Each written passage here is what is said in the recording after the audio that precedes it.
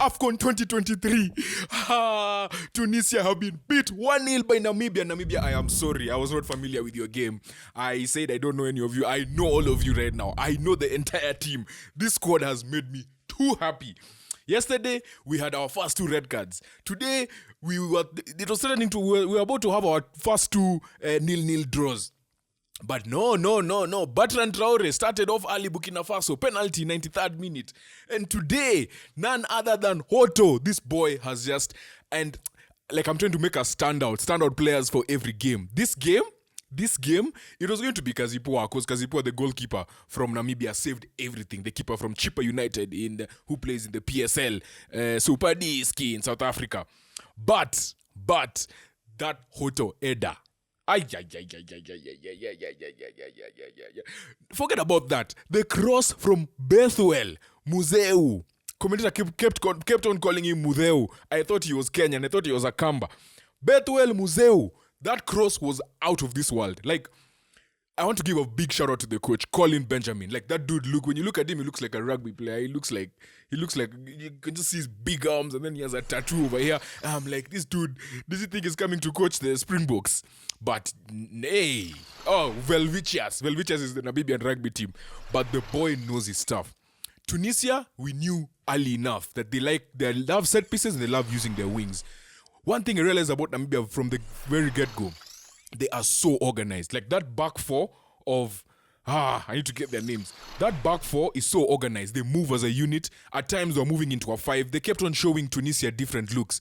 Like, Tunisia could not, they tried doing the thing of moving from trying attacking one wing, it fails, play the other wing, like that. But they just couldn't. They couldn't find any space.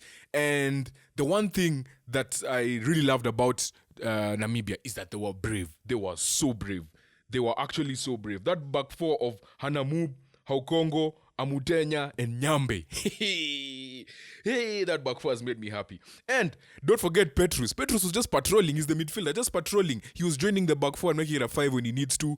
Like, they completely nullified Tunisia's biggest strength, which was playing through their wingers. Then Tunisia forgot about their strength completely. They started doing long balls. At times it worked because, what was the name? Achuri on the left wing kept on getting space behind Nyambe, because the way the Namibian back 4 was, they kept the midfield moved as a unit. So when Tunisia tried to overload one side, they would move as a unit to overload. So they'd leave space on the other side.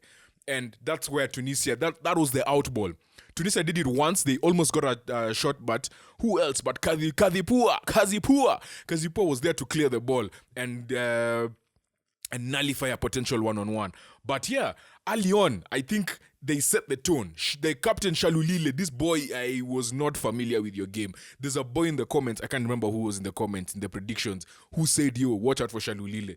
I need to find this guy, actually. We need to give him a big shout out, because Shalulile is a bad man. This man is just, like, the pressure he puts on this team, it's actually insane. Like, I'm watching the Mali guys warm up. Like, the way he comes at defenders, he's not the tallest man in the world, but he will go for every single header. I need to find this guy's name. What is his name? This is prediction for which game? Which game was this? Tunisia versus Namibia. Yeah. So there was Gitonga. It was Gitonga and Baba Wealth. Yeah. 2 of them said, you need to watch out for Shalulile. He had the first shot. It was a bit of a tough one. It was a bit.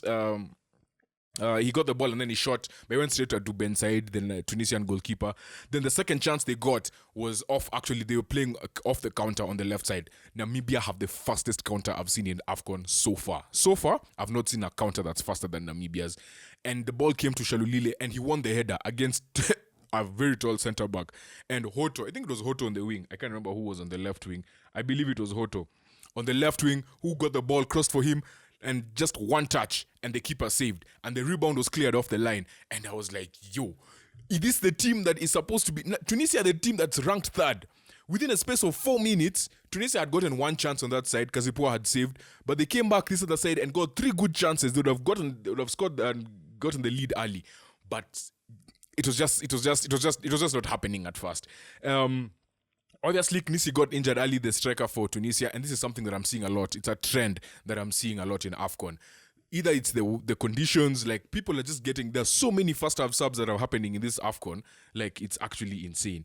The defensive organization by Namibia, for me, was just out of this world. The other thing I saw about Tunisia do not press.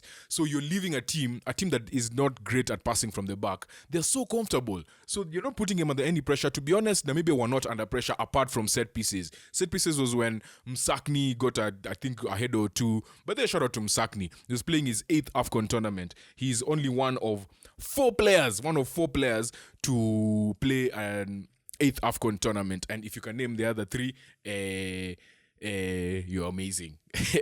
But one is Egyptian, one is Cameroonian, one is Ghanaian. Yeah, so Msakni was the one who got the first 2 shots. I think Knisi got another one, and yeah, Tunisia's set pieces. It's a threat, but what's his name? Kazipua was standing up to everything, every single thing they were throwing. So yeah.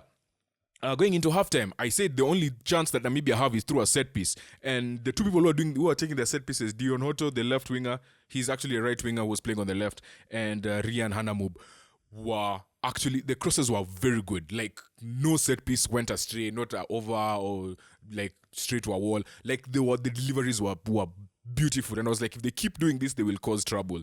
Yeah, they will really cause trouble. And then obviously in the second half, Tunisia started off strong again, same way they started the first half. Msakni with the header and Kazipua with the save, but it was straight at the goalkeeper. And Tunisia's poor passing just kept on giving Namibia chances. There was a chance where they were trying to pass from the back, and then they give it straight to Namibia. Then I think the ball went to Hoto. Now this time he had moved to the right, and then he faked his going left, went right, went to the byline, crossed 45, and then it was a bit too far for Shalulile, but he got to it and he slid, and the ball was kind of rolling into the post, and there was a nice clearance by the Tunisian defender. And like, it was at that point I was like, yo, these guys need to score, otherwise Tunisia are going to take advantage of this. Like, these guys actually need to score. But what a header by Hoto. Substitute, as I told you, Museu came on, got the, I think it was also off a corner, cross came in, and Hoto just like timed his run to perfection. Header straight above the goalkeeper, 1-0. I was screaming. This is 3 minutes to go. Namibia, I was not familiar with your game. I'm sorry. I respect your game. The Brave Warriors, you guys are mighty brave. You guys had 6 or 7 players in the 87th minute against the number 3 ranked country in the world, going for the win. Like, this is what AFCON is made of. These are the things that we want to see in AFCON. So yeah, man, I was thoroughly impressed by Namibia. Wow. So now they move to the top of the group.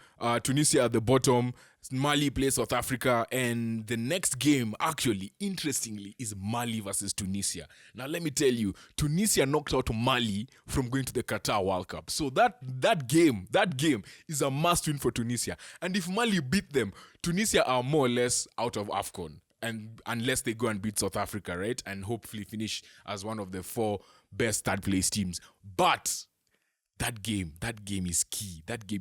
Especially if South Africa pull off an upset today and beat Mali. Mali will be coming to beat. Guys, AFCON is hitting up. All right, that was game 2 of day 4. Now we're moving on to Mali versus South Africa. See you in a few. Peace.